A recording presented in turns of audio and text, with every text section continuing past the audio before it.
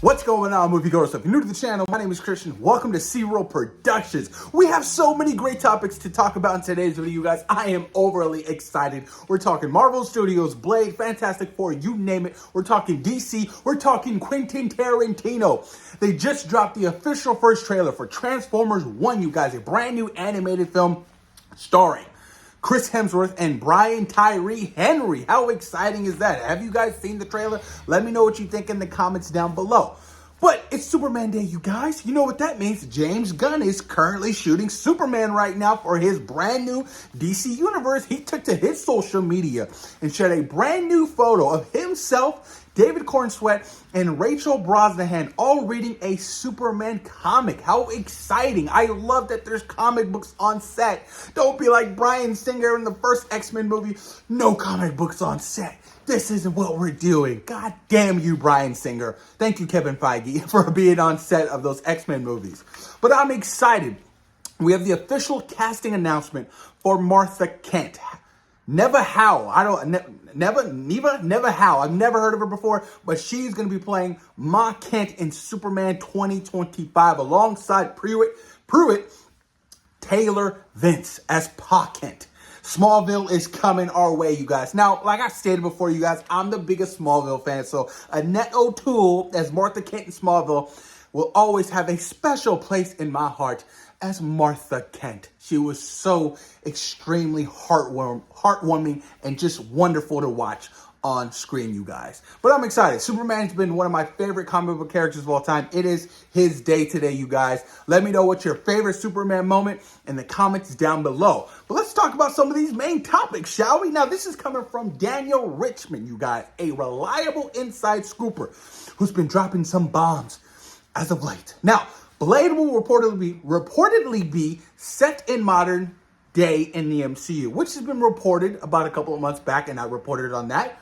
But not only that, you guys, it will tie into a Midnight Suns project. Either that's going to be a show or possibly a movie. You got to go with the movie where we're talking Midnight Suns. We're talking the Marvel corner of the supernatural, which I am so incredibly excited about, you guys. I just want to see Mahershala Ali already suited up as Blade. I want to see Mia Goth as Lilith. She is still attached to be playing the main villain of the movie. I don't know if she's still going to be wielding the ebony blade from Eternals, Dan Whitman. It's going to be interesting, but Mia Goth is a wonderful, phenomenal actress. If you guys haven't seen X, Pearl, and Maxine that's coming out, I highly suggest you guys check it out. She is terrifyingly good. But Blade, you guys, the Midnight Suns. Now, there was that rumor report a couple months ago how Michael Giacchino was in talks to be directing a Midnight Suns film for Marvel Studios. I'm like, makes sense. Michael Giacchino did Werewolf by Night, which I love and adored. If you guys haven't seen the behind the scenes for Werewolf by Night, I highly suggest you guys check it out. It's so fascinating to see the love, the creative, the passion behind Michael Giacchino. It is just awesome to see. Watch it. It's on Disney Plus, you guys. You won't be disappointed. So if Michael Giacchino is going to be helming the supernatural world within the MCU, I think we are in honestly good hands. But what could be the potential lineup for the Midnight Suns? Well, of course, you're going to have my boy Blade in the lineup, you guys, which is going to be very interesting. You can also have Elsa Bloodstone from Werewolf by Night. You can have Moon Knight, Man-Thing, Ghost Rider, Wong, Brother Voodoo, Werewolf by Night himself, and even Morbius. Yes, like I've stated 100 times. Grab Jared Leto's Morbius, transfer him over, do whatever you need to do, put him in full-blown makeup, and actually write a well-written Morbius for a Midnight Suns film. I'm telling you guys, it would be a banger. It would be exciting. Just to see the world of supernatural within the MCU is so fascinating to me. It's so different. It's so highly cool. Like, there's so many great things I want to see. Werewolves, vampires, you name it, zombies.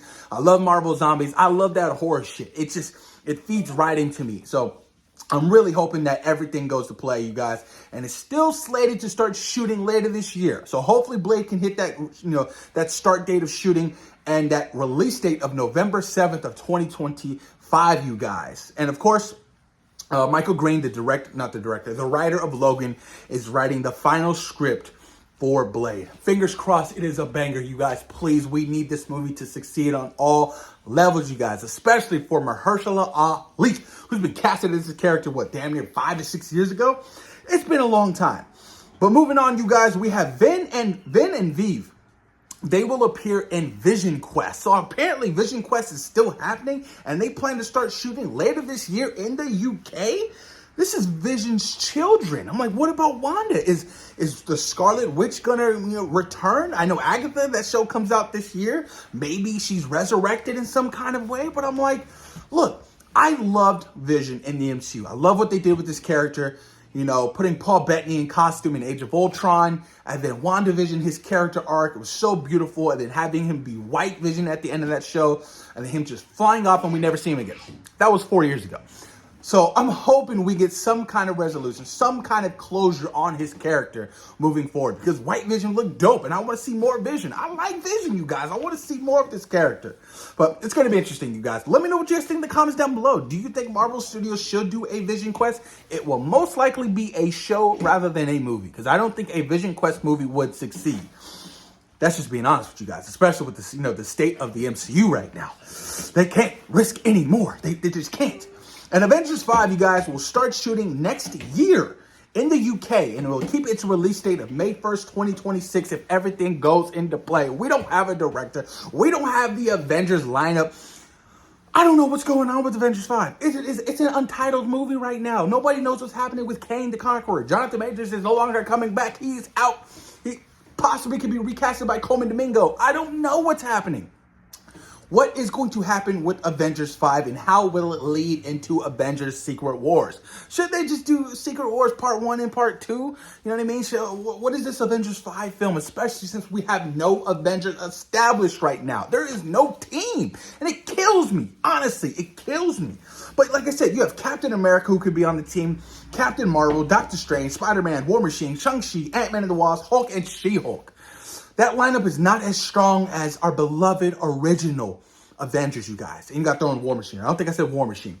But it's going to be interesting. I'm really hoping we can get some kind of closure for the Avengers. Like, can they start building up the Avengers? Like, what's happening? Like, is Captain America, Sam Wilson, going to be the lead? And with his movie coming out next year, Brave New World, is he going to be leading? Is he going to be recruiting the next lineup? I know, the reports of the footage for CinemaCon for Captain America Brave New World, Thunderbolt Ross was like, I need Sam Wilson. I need you to start a new Avengers, But is Sam up for the task, you guys? I don't know, but it should be interesting. Moving on to the next topic, you guys, Scream 7. So some minor details for Scream 7, all you Ghostface fans out there. So there will be new young leads along with Sydney and Gale, once again being the main characters of the storyline, which is very interesting. Someone is targeting Sydney's family, obviously. They're already in talks with young actors to play Sydney's children. Now, Sydney, the main lead. This is important. This has always been her franchise. And not having Sydney in Scream 6 actually went okay. It made sense. But with the whole firing of Melissa Barrera and everything, and them going away from this particular character and moving back to Sidney Prescott by Neve Campbell and, having Gale Weathers, it's all coming full circle. And I just hope they make it make sense and they make the story lovable. They make us care for these characters again. You know what I mean? It has to have an impact on Sydney. Just when she thought she was officially out, she's brought back in by Ghostface. Who's going to be the new Ghostface, or Ghostfaces, because they're always in two, if we're talking, except for Scream 3. It was just one, and it was her brother. You know what I mean? Like, it's going to be interesting. I don't know what's going to happen with this particular movie. Kevin Williamson, the original, creator and director, writer for the first film, is going to be directing this movie. So that leaves me with some reassurance to feel a little bit better about it. But Scream 7 is going to have to fight a uphill battle, not having Melissa Barrera and, Jenna Ortega, two incredibly well-talented young women who led this franchise, you know, these last two films. So it's going to be interesting. Not saying that Neve Campbell can't lead the franchise back to you know, the glory days, but it's going to be interesting to see what happens. And to close out the video, you guys, we're talking Quentin Tarantino. So he has dropped the movie Critic, which is going to be his 10th and final film, you guys. He is no longer, he's starting from scratch again, creating a whole new story for his last film. But we got a little bit of tea about the movie Critic. So it was supposed to be his 10th and final film, and it was set in the world of Once Upon a Time in Hollywood, which I loved and adored. That movie was so damn good. It was so well written, well directed, everything, you guys. Leo and Brad Pitt, oh my God, it was so good. It was really freaking good, you guys. And apparently Brad Pitt was in talks to return as Cliff Booth, which was exciting. Even Tom Cruise was in talks for a role. But that's been scrapped.